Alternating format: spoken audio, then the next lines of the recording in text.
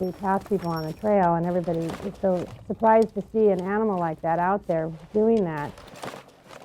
We were walking along, and they came along and they said, "What are those?" And we said, "Those are goats." And they said, "No, those aren't goats." It's like, oh, well, when we left home, they were goats. Hiking with goats to carry the gear is fairly new in this country. Carolyn Eddy was a pioneer, and she's been at it just 5 years. But the idea has caught on fast. I got arthritis in my back and just can't carry a backpack anymore. I needed some way to go out in the backcountry, and the goats are ideal for that. They can go the whole way with me and carry everything. Stephanie and Michael Powell are longtime backpackers, though over time, they came to depend on their 2 sons to help lug the camping equipment. Our oldest son he'll hike forever, and we were putting like 50, 60 pounds on. And now they're off on their own, and we have to get somebody else, and we decided goats would be cheaper than boys. A full-grown goat can also carry 50 to 60 pounds, the males at least, and pack goats are almost all males. Not just because they're bigger and stronger than the does, these fellows are also more available. They make an ideal pack animal, but basically they've always been a throwaway byproduct of the dairy market. Most goats are born into the dairy business, where there's little demand for the males, except as meat. Male goats, they go in the freezer.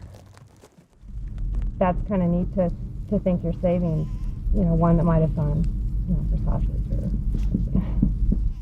Like the others, Becky Todd bought her first young goats from dairy breeders. I couldn't carry a pack at all because of a car accident in my early 20s, and I've always wanted to go out into the woods and couldn't, for long-term treks, and I can do that now.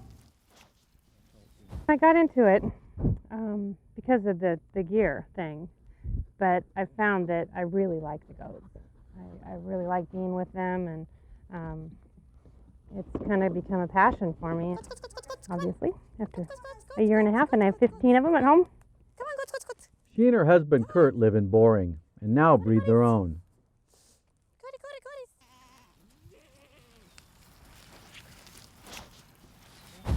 These 2 little ones have not had any grass before today, probably, so they're learning. I think it's real important that the goats want to be with people, so there's quite a bit of bonding that has to take place. To bottle feed them, spend a lot of time with them, treat them like part of the family.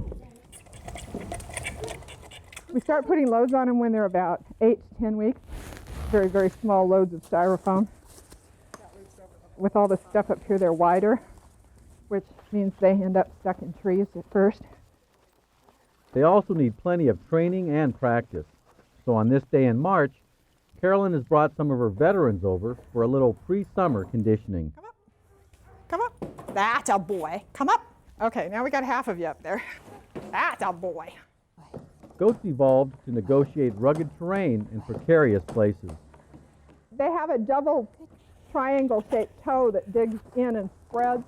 So when they slide on something, the points go out and lock in. But owning these now domesticated animals takes countless hours of feeding, training, home doctoring, and grooming.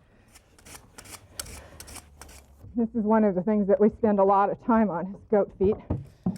And if they don't have good, flat, sound feet, they can't go up the trail. This is not an easy thing to do, and it's not for everybody. It does take a lot of dedication and knowledge. However, once out in the wild, the goats are darned easy to have along. You don't have to pack any food for them because they will eat and browse along the trail like a deer. Most days in camp start with a stroll through the brush for breakfast. They'll just kind of pick through and not eat too much any one place. It's now late July, and the pack goats and their people have ventured up among the high lakes of the Western Cascades. He's ready. Want more peanut? You ready to go for a walk?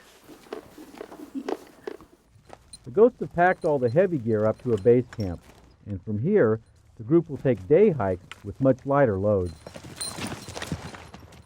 Pack goats may not be necessary on the short stretch of the Pacific Crest Trail, but much of their appeal is just the pleasure of their company. Come on, guys. Come on, Popeye. They'll just follow you like a dog. They're very herd-bound animals, and they don't like to be separated. And they stay together in a pack when we're hiking, so they don't wander off.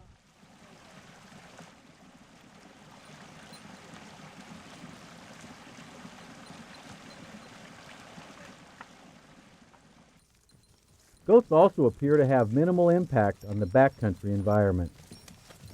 But packing with goats does have a few drawbacks. You know, the goats take their time.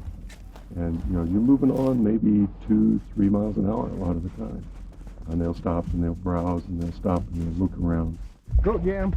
And if you enjoy taking in the scenery, that's a good way to do it. If you're just trying to get someplace in a hurry, goats are not a good companion. No one here, though, is in any kind of hurry. Anybody want a drink?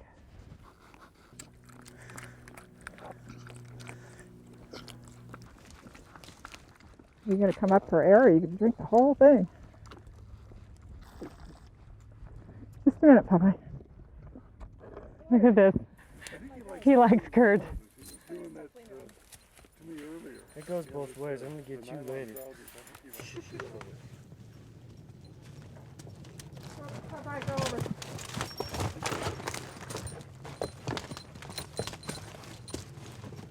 Over.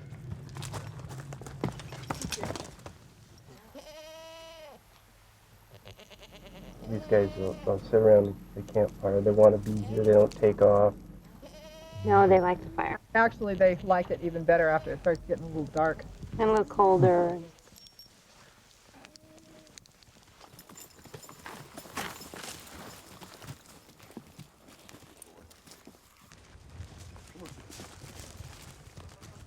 That is absolutely beautiful.